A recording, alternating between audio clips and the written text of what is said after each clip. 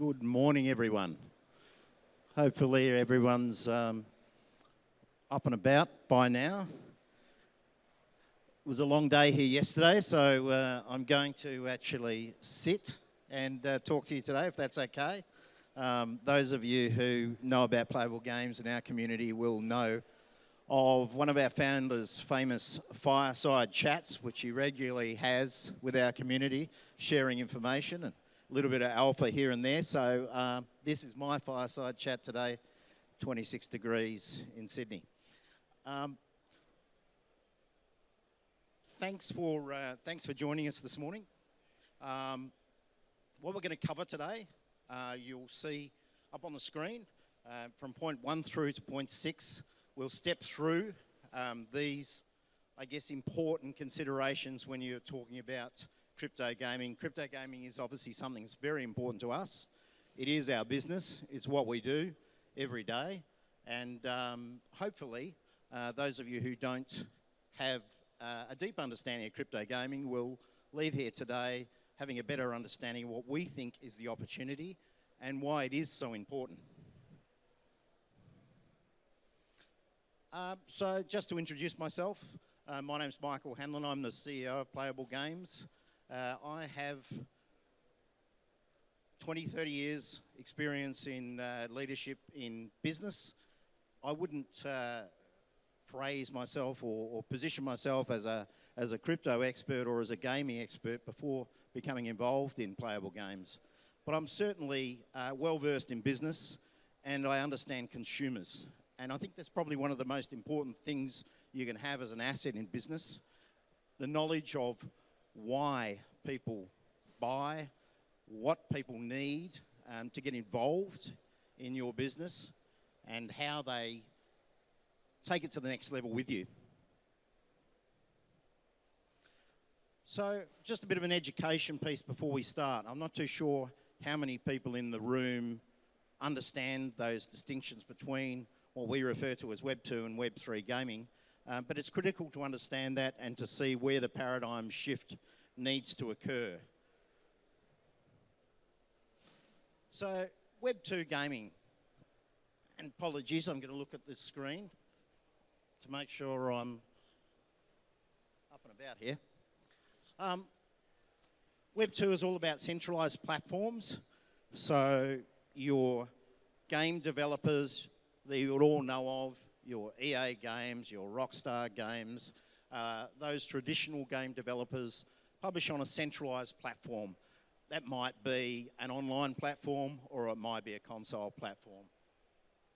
They control everything in the game. So all the assets in the game are controlled by the publisher, and as such, they can do whatever they like with those assets, despite the fact that you might have spent a lot of time playing as a player to acquire those assets. Players have limited ownership, so their ownership is restricted to what they are allowed to access via the publisher. And whilst that online environment is obviously more dynamic than perhaps a console environment, the reality is they still control ownership. The publisher controls ownership. And of course, the assets can't be transferred outside of the system itself. So as a player, those assets that you have maybe earned or won through your gameplay really never leave that ecosystem. So for something like World of Warcraft, for example, which most people have heard of, people invest literally hundreds of hours in those games. And you will have something, let's use an example of perhaps a unique sword or a shield or some sort of in-game asset that you can't do anything with other than use it for your own gameplay. You can't sell it. You can never monetize that asset. So it is simply limited to the fun of the game, which is great in itself, but if at any point in time, and those of you who are old enough to have children realise that life changes and you might be a 4-hour-a-game World of Warcrafter and that turns into 15 minutes. So there'll be some assets that you might want to, on the cycle of life, decide to get rid of. And really that's where one of the opportunities lie for web gaming. Because Web3 gaming is built on blockchain technology. So it's decentralized in that sense. The publisher doesn't ultimately control everything you own. Players have ownership of all those in-game assets through NFTs. So that sword, for example, becomes an NFT. So when you look at something like Playable, for example, the way that we monetize that and allow that to happen is we have a marketplace within the game. So you're able to sell that asset if you've won it or if you've earned it. It is monetizable. And of course, with Web3, that offers the opportunity to introduce play-to-earn models. So models whereby players can earn tokens through gameplay. And they can accumulate some sort of value against their gameplay and their investment in the game. And of course, if the token's tradable and it's on a marketplace or on an exchange, that can be converted into real-world fiat value. So it's a bit of a paradigm shift, as I mentioned earlier, in how people approach games and how publishers can approach games. And in any paradigm shift, there's, of course, opportunity. The opportunity here is how those games are played and monetized. So that traditional platform where a centralized publisher will produce a game, there is a reason why they need to sell GTA for $89.95. And that's because they need to obviously get back their development costs. The Web3 environment offers different models to get back that development cost. And of course, once crypto comes into it, well, there is another real dynamic element that gets introduced. So I want to talk a little bit about the gaming industry itself and its growth and how it offers so much opportunity and how large it actually is, because I don't think people understand a lot of the time quite the size of the gaming industry and how significant it is globally. So the IIAB did some research on this just recently. There is over 3 billion people in the world currently who identify as gamers. Now, they may be people who are very serious League of Legends, World of Warcraft, Call of Duty, whatever game it might be, players, or they might be an occasional mobile game player who spends 15 minutes on the train every day playing a mobile game. But at the end of the day, they're all gamers. They're all people who understand that ecosystem and to some degree or another operate in it. So for us, that means that there's an addressable market, a real addressable market of over 3 billion people globally. In terms of what that looks like financially, you can see that it's actually bigger. Even right now, it's bigger than the music and movie industry in terms of size and value. And in fact, it will be only just a few years it will overtake the television industry as well if it continues on its trajectory. And the forecasts are that it will, because the emerging markets of Africa and India alone potentially bring hundreds of millions of people.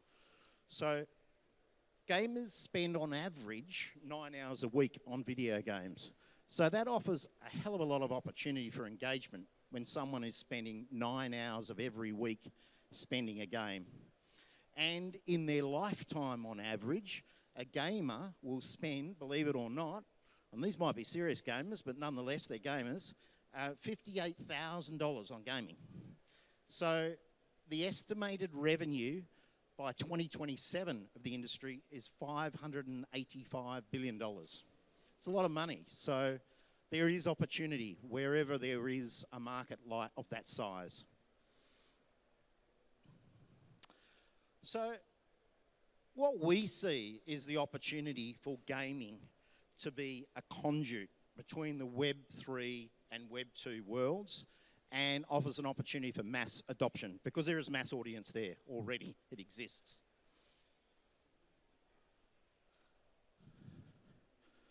So we've already seen this rise of gaming in the Web3 world. We've seen a number of companies take it on, some of them successfully, but a lot not at all successfully.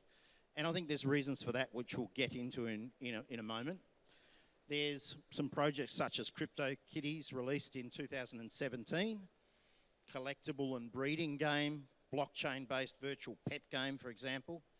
Axie Infinity, which a lot of people would have heard of, it's been very successful. It's a P2E, play-to-earn game, where players collect, breed, and battle fantasy creatures called Axies. And in the last cycle, it was actually the biggest play-to-earn game. The Sandbox, The Other Side, Hamster Combat, all Web3 games with varying degrees of success. And of course, they all use a different model. Play-to-earn has become a very popular model because it offers an opportunity for gamers to actually get something back for the time that they're investing in their gaming.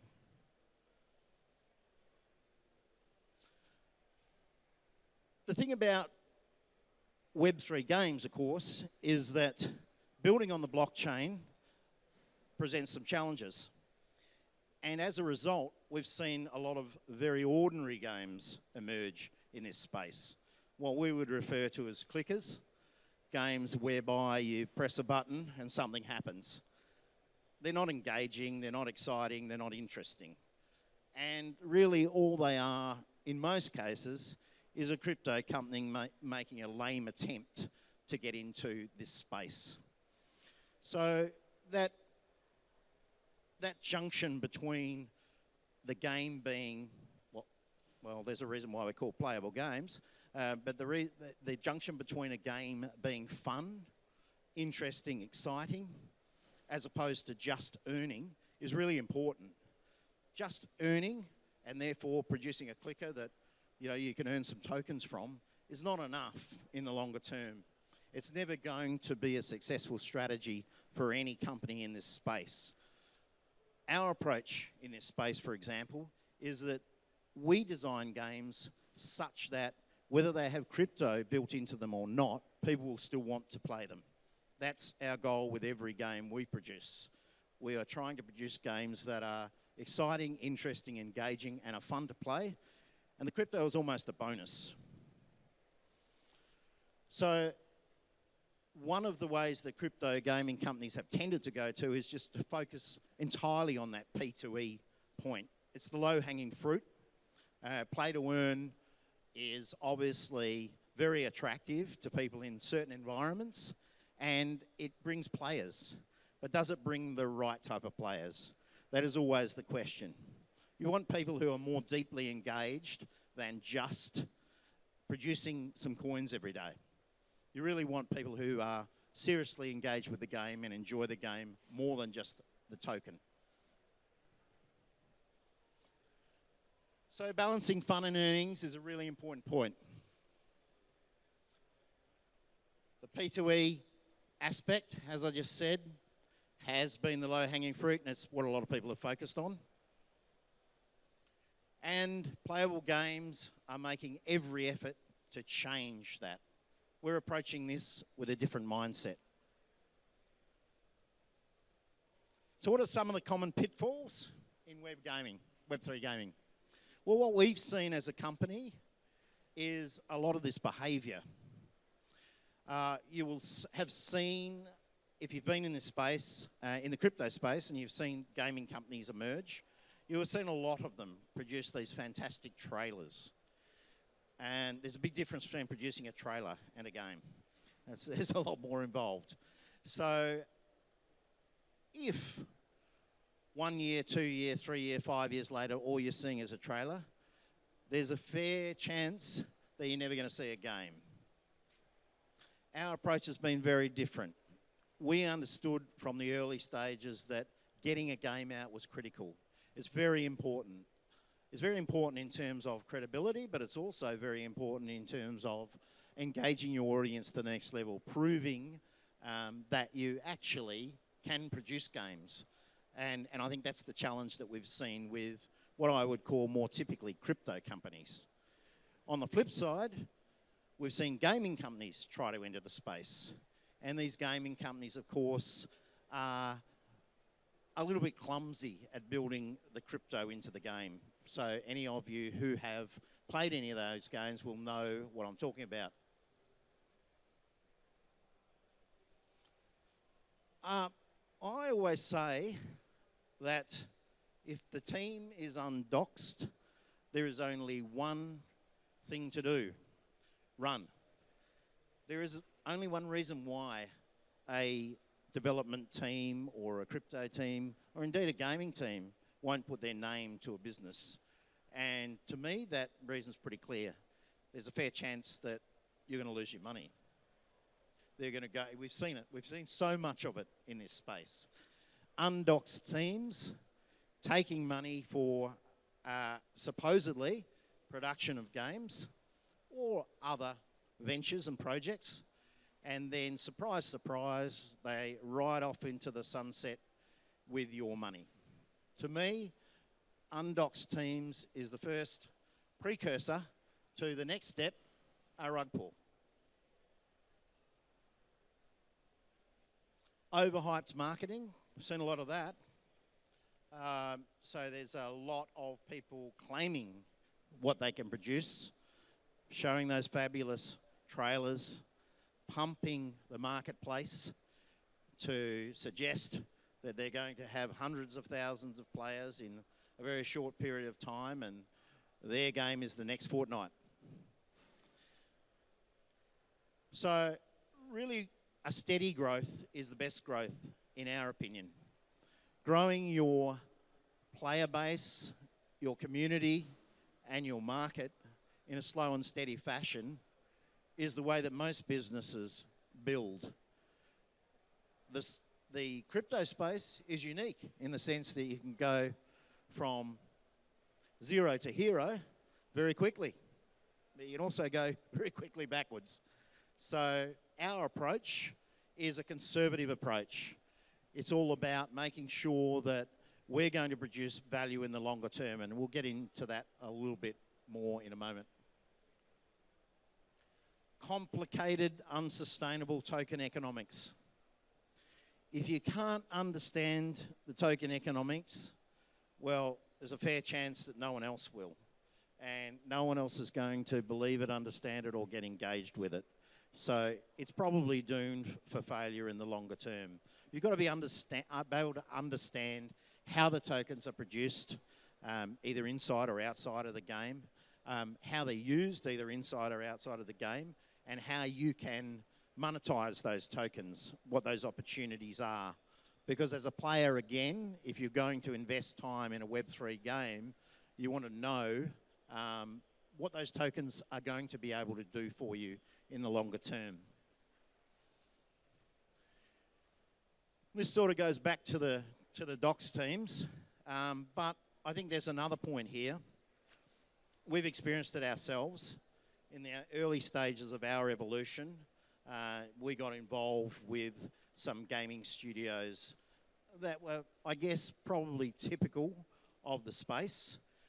A couple of 21 to 25-year-old kids who met at uni and decided they were going to produce a fabulous game. The truth of the matter is there's a lot more to producing a game than going and doing your game development degree or your game design degree. It's very complex and it takes a lot to do.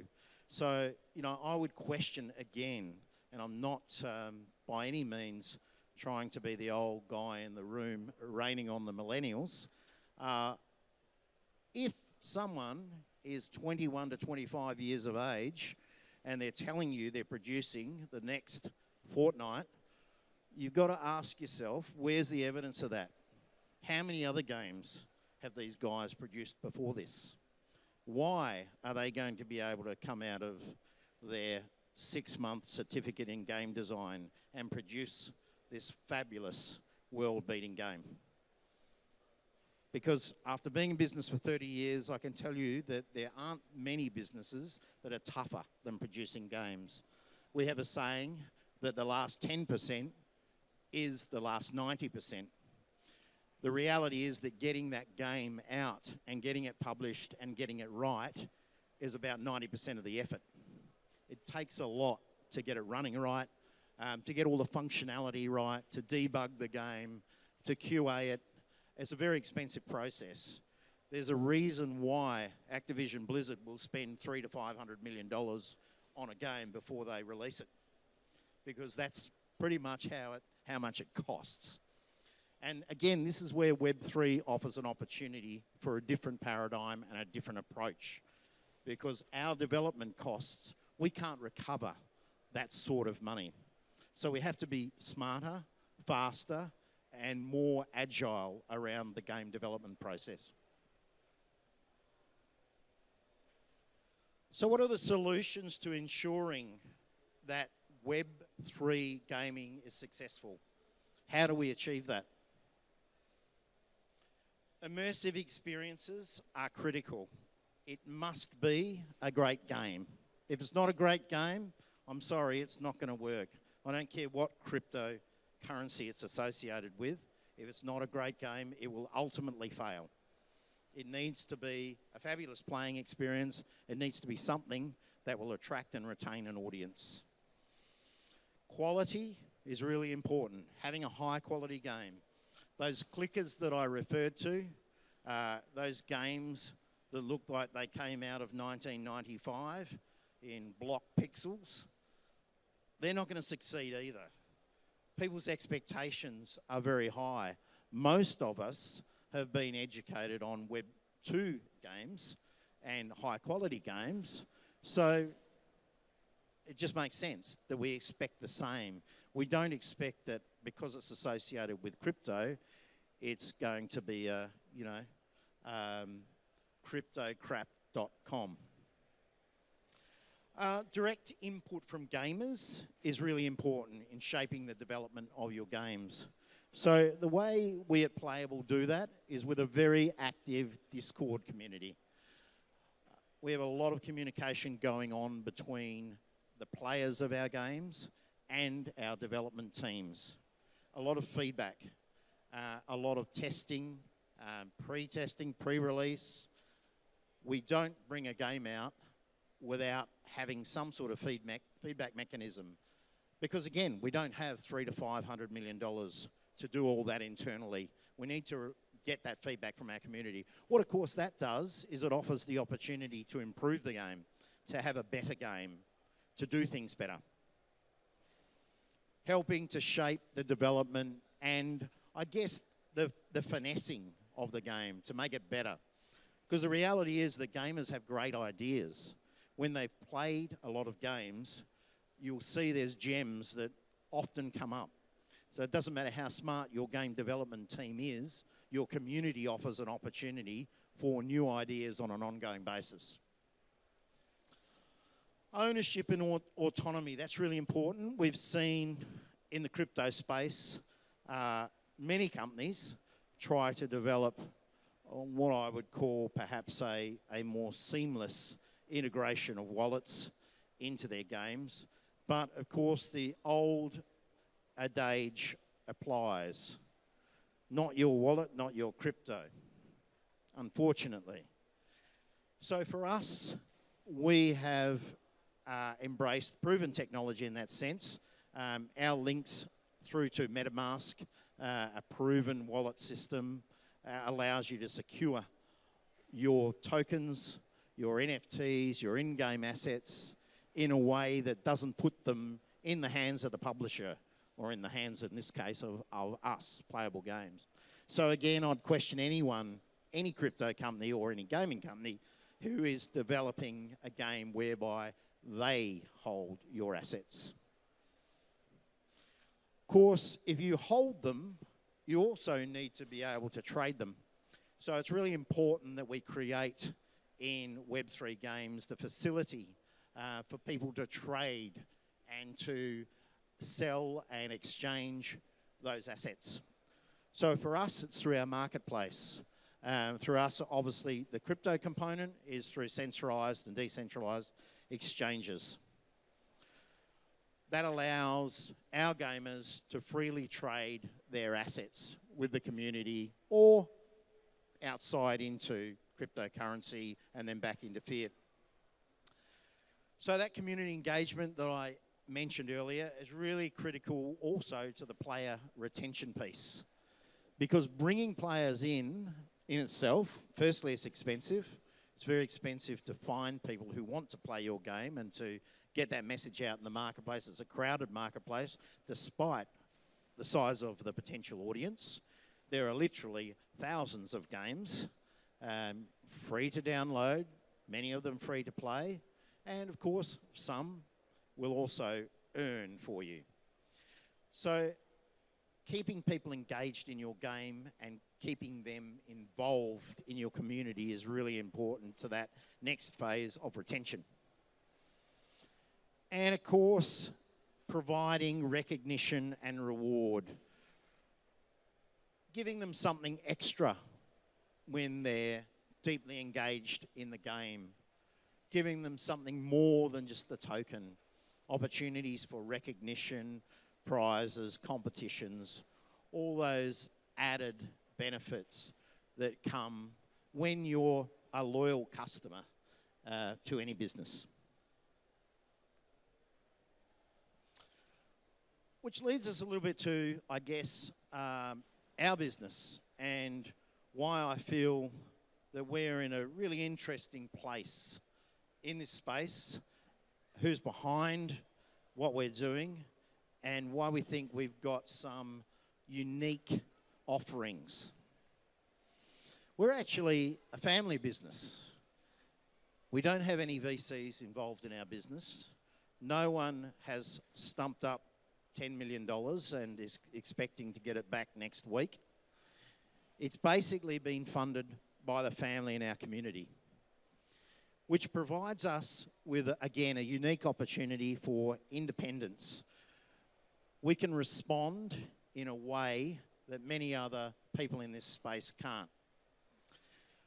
And as you'll see, there's a couple of young ones and a couple of old ones in the family. Let me give you some sense of, again, why we feel that we have a unique position. The two boys in the family group, Jet and Sam, are serious gamers. Jet's globally ranked on World of Warcraft and has been playing since he was a little tacker. Sam's also a very good player.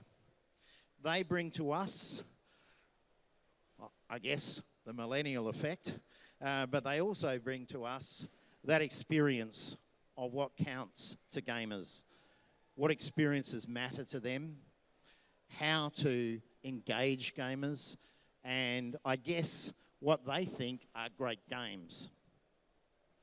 And then there's Mum and Dad, John and Amanda.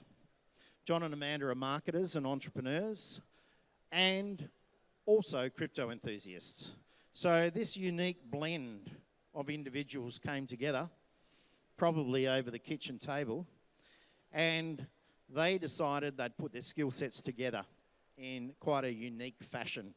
So we have within our core leadership team some very strong crypto and gaming credentials. Many, many years of experiences. And what are we about? What are we trying to do? Well, our goal is very much to develop tangible games. So we are producing 30 games over a 10-year period. We currently have 2 available on the Epic Game Store.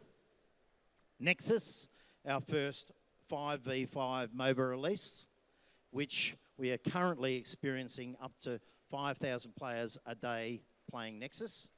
It's very successful, it's going really well, and it continues to be developed and grow.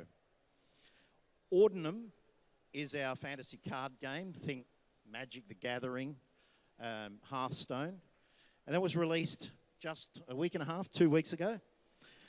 Again, we feel that it offers enormous opportunity. The uptake has been great in the first few weeks, and we're already seeing people buying card packs, using our token, and actually getting deeply engaged in the game. We've got 3 more in production right now. War of Steel, Dogs of War, and our first mobile game, Starvin' Martian, which obviously is based on Mars, a survival game. So how does a small company like Playable Games produce more in 3 years than what we've seen some of these very large companies in this space who have raised lots of money? How does that work? How can you do that? How does that happen? Well, I guess, again, that's one of the differences, I think, between how we're approaching this space and others are. We're business people. We know that producing a product is critical, and getting that product to market is equally as critical. Providing a consumer experience is critical. All these things are really important in building a business. And you'll note that I said building a business, not a project. We refer to this as a business. A lot of people in this space refer to their business as a project. That, to me, sounds like an in and an out. It's not an in and an out for us.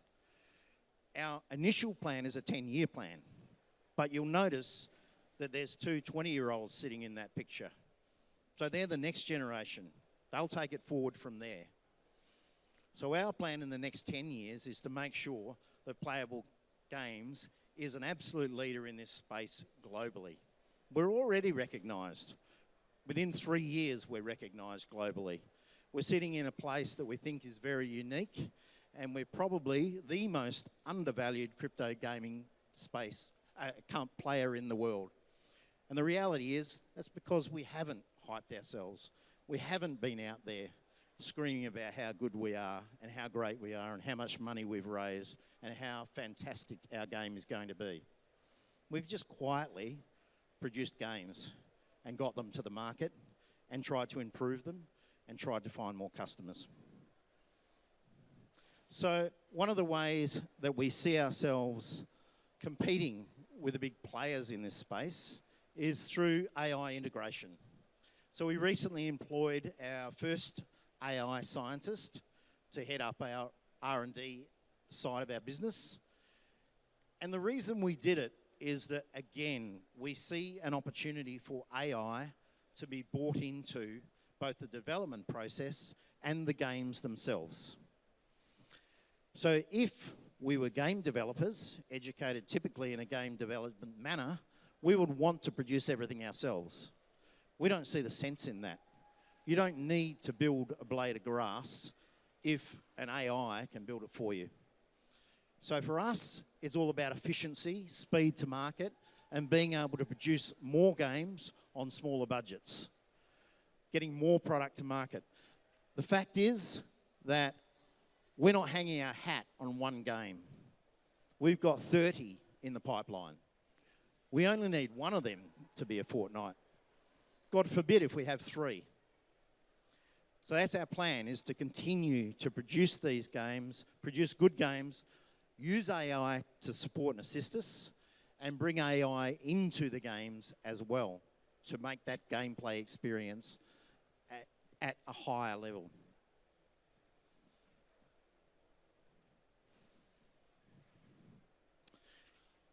Very quickly, because I'm running out of time, I want to introduce you to our founder, Jonathan Bosanquet.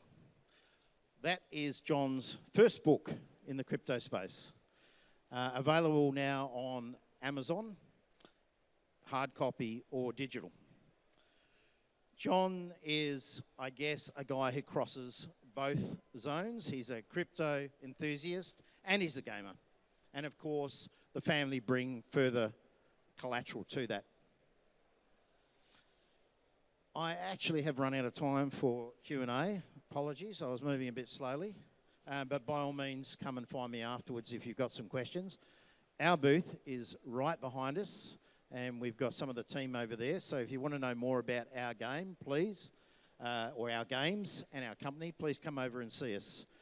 Thanks very much for listening, and hopefully you've learned a little bit more about Web3 and its connection to gaming and crypto. Thank you.